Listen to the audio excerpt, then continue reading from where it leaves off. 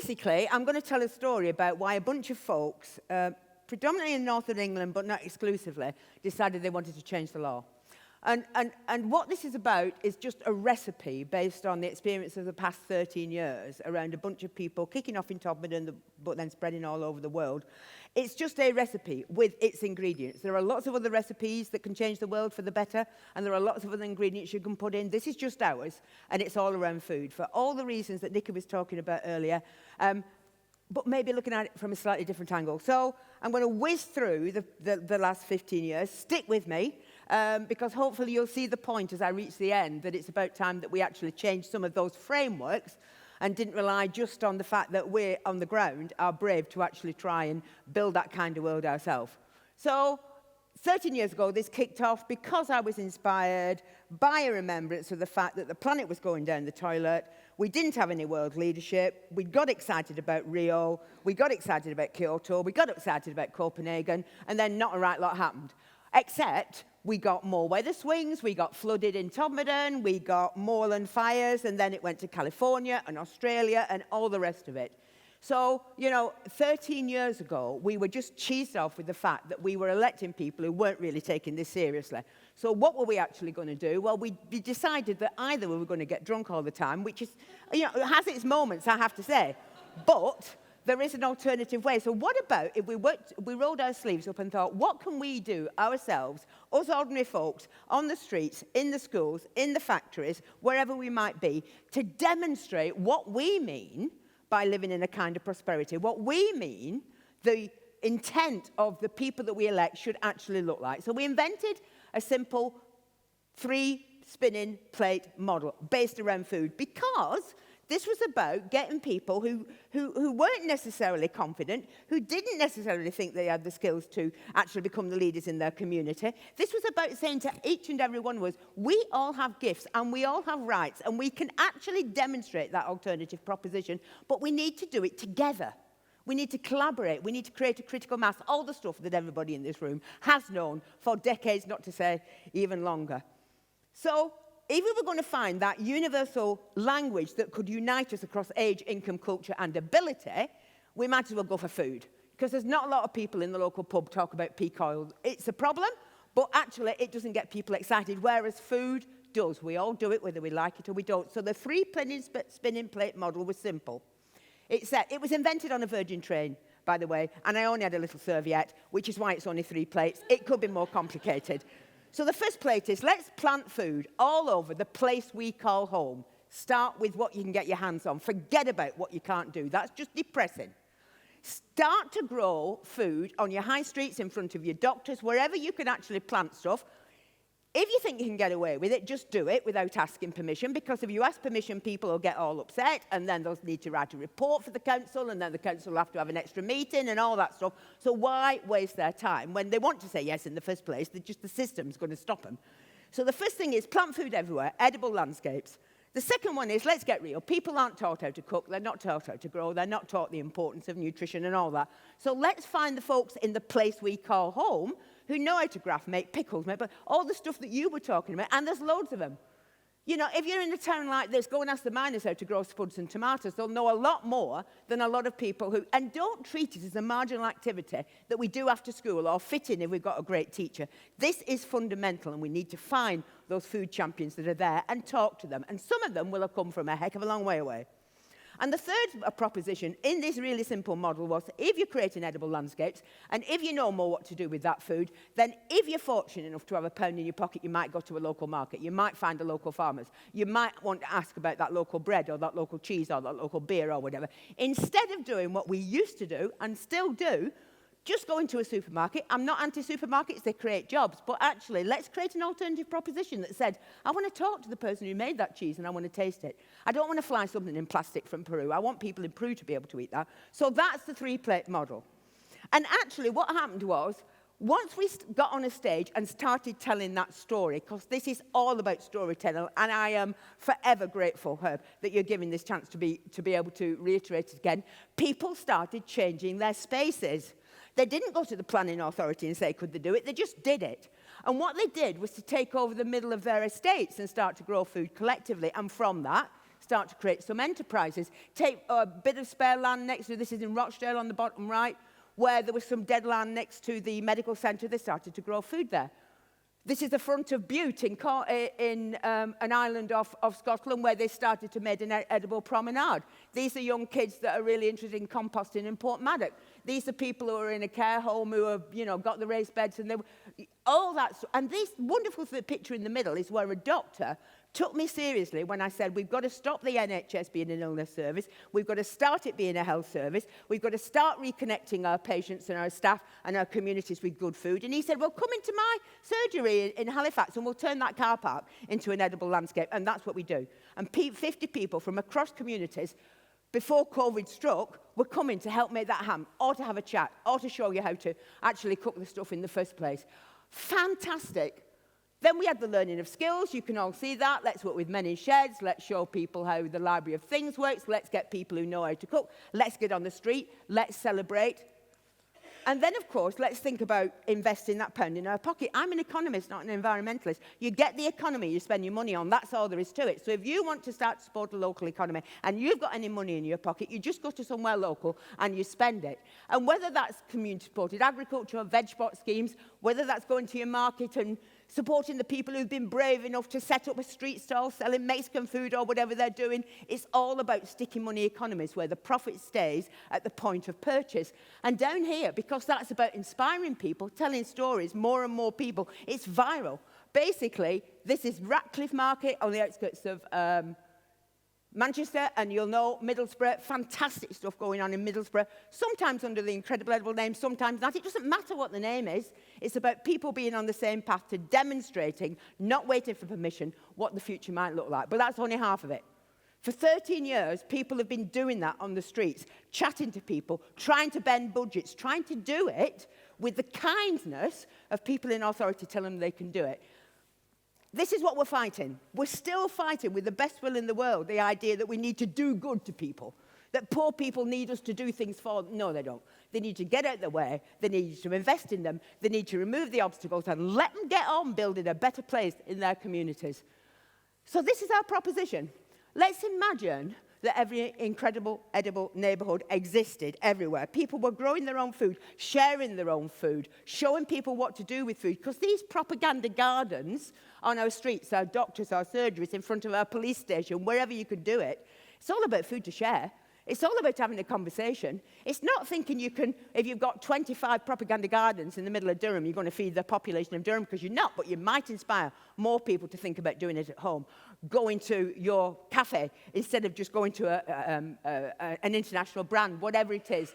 Let's imagine that because of this self-confidence that we build, because we're working through food, we're growing, we're sharing, we're talking, we're meeting new people, let's imagine that we might be respected partners in fighting climate change.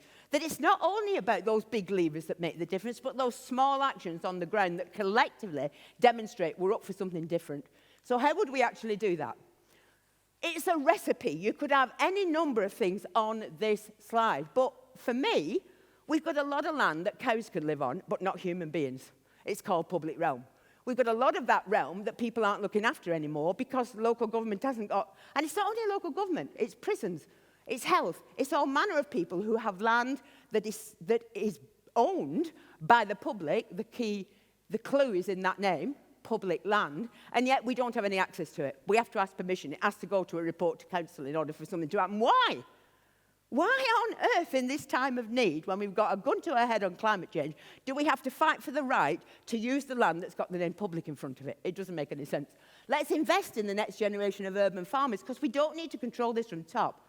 If we show people with purpose a positive alternative future, then instead of being something, that is food growing, that you only do if you're thick, which unfortunately so many of our young people still think is the case, you start to become the urban champions that are going to make all the difference to the quality of life of people in the place you call home. And we can support local food markets not only with our own money, but as you increasingly know in this part of the world, and Middlesbrough and elsewhere are showing the way, you can bend those billions of pounds of public funds in order to create the ladder of opportunity, in order to create a zero carbon economy around food, because more people are growing it more locally.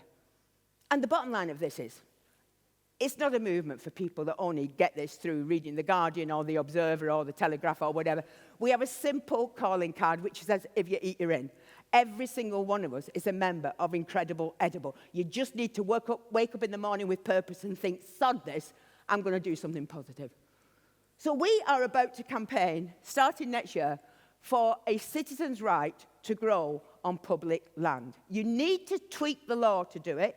They're thinking about supporting in Wales. There are huge opportunities to do that in Scotland with their legislation. A bit more difficult in England at the moment, but that's never stopped us in the past. So basically, what we need to do is to say, what we need is a new social contract. And again, you could put what words you want on this, but basically, we the people have spent 13 years with lots of different organisations, whether it's, as I say, community-supported agriculture, social care farms, or Incredible Edible, demonstrating that we know how to grow and we want to share and we want to build our sense of community again through the power of food. We want to share those skills. We want to support local business. We have got the evidence. We've got 150 plus organisations in the UK, in France, in Australia, in America. Ordinary folks are doing the same thing. But you, the policymakers, you've got to get off your backsides and do something different. And it's really, really simple because it doesn't cost a right load of money. You just actually work out what the relationship would be with your citizen if you were to allow them to have the public realm. This isn't about ownership. It's about a right to it. It's about we will serve, we will do our bit. We'll work our socks off as volunteers to create. We will show the next generation that they can get jobs out of it. What you've got to do, anchor institutions, is help us make that possible. Help think through the insurance. Help think through the support mechanisms. Think about that certain servant leader proposition, and you start to redefine that citizen-state relationship. And let's design edible towns and cities, working with the Town and Country Planning Association, working with the Landscape Institute, working with a lot of other people. Let us have our food growing in the middle of our towns. As we take the cars out, that's even more possible. Let us not have this alien environment where it's urban versus rural. That is rubbish. We're all humans on this planet, and we need to use food to reconnect us. And let's bend our budgets. I love bending budgets. I used to be a leader of a council, and I love bending budgets because you can do all sorts of magnificent things with it. So I say this not from the point of view of someone who doesn't know it's possible, because it does. I used to chair a health trust. I used to advise the government. I used to be a leader. I know we can do this. We just have to wake up in the morning with the will to do it. And basically, that's why we need to do it. Because it's not about pound, shillings and pence. It's not about just talking about have we made a profit at the end of it. It's how does everything we do impact on those sustainable development goals. And in order to just demonstrate a point, I'm flogging this book, but not today. Just to demonstrate the point, this is the story of 35 of those 150 groups. Some of them growing in wheelbarrows, some of them taking over land, but each and every one of them doing it because they're damn well concerned about the future they're passing on to the next generation. And ultimately, that's what this recipe is all about. It's the really simple challenge to those people that say it's all too complicated. You're not sophisticated enough. It's not for you to have a view on that. Yes, it is. Because collectively, through the power of small actions, we can demonstrate the world that we want our children to be brought up in. Thank you.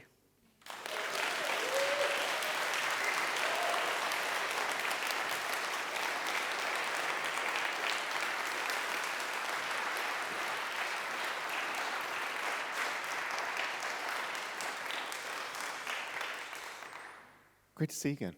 Thank you. And I did it on time. You did. About that. So, I mean, you know, when I first kind of became aware of your work, I mean, the story back then was, to some extent, almost Robin Hood-esque, kind of reclaiming public lands and, you know, whether it be a police station or, you know, whatever, things like that. And I guess so, and now obviously you're about to launch this campaign. And I guess, I mean, what led you to think, oh, you know, we need this campaign? I mean, I can understand why you'd want to do it, but what was the thing that, like, you thought, this is the next step? It's that golden thread from that moment on the train right through to now, which is what's missing at the table, is ordinary people. Mm-hmm. The voice of ordinary people and the ability of ordinary people to demonstrate that they can be part of a solution, not a problem. Yep. So when, after 13 years, we've had a look at this, what's the big deal? The big deal is that when you've got a really progressive authority or health or whatever it might be, they let you have things. When you've not, Yeah.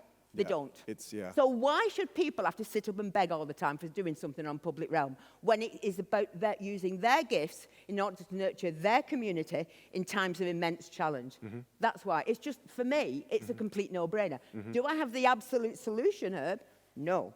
But I'm damn sure that a lot of people want to be on this path with me. Okay. So, I mean, to some extent, I mean, what would need to happen to make, this campaign a success? Is there something like at a national level that someone can just absolutely, turn a absolutely. I switch mean, for each and every person in this room or anywhere that, when we talk about this, if they want to get involved, either because they want to support us or actually they can pull a few levers and demonstrate what good looks like, then that would be utterly fantastic. We're going to launch it in probably the Lords next year with a crossbench peer, because this isn't about party politics at all.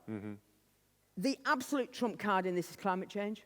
Okay. Why this is going to work is climate change, because we've had the bullshit for an awful long time, and it's time to stop. So ultimately, this is a positive, doable campaign that every single person in this country can get behind, and we're going to do our very best with smiles and joy, to try and pass that message on and get people on the streets being more positive, bringing back hope, and maybe jobs in the future. So, just one last question. To me, I think one of the silver bullets of this, and the reason I think it's endured and grown and things like that, is that it is obviously about food, and it is also about climate change, but it also seems fundamentally about connecting people and communities, and that's the secret sauce that keeps it going. Absolutely. Because people don't want to lose. Once they have that again, it's like, I don't want to lose this, and and so we'll do all this other stuff. But that's kind of almost the fuel, if you will, the mitochondria, the ATP from a previous presentation. Absolutely. That keeps it going. Absolutely. Food is the medium, because it connects us all. But this is about, once you wake up and realize what your gifts are, you'll never forget them again. Yeah. And you can't stop people giving. You can't stop anybody offering gifts, whether they want them or they don't want them. So it's of its moment for people to be part of that solution, because the system doesn't work anymore. No. Yeah. So actually, it is a no-brainer. It's not that we're right clever. It's just that it's kind of obvious. Brilliant. Pam, thank you so much. Cheers. Thank you.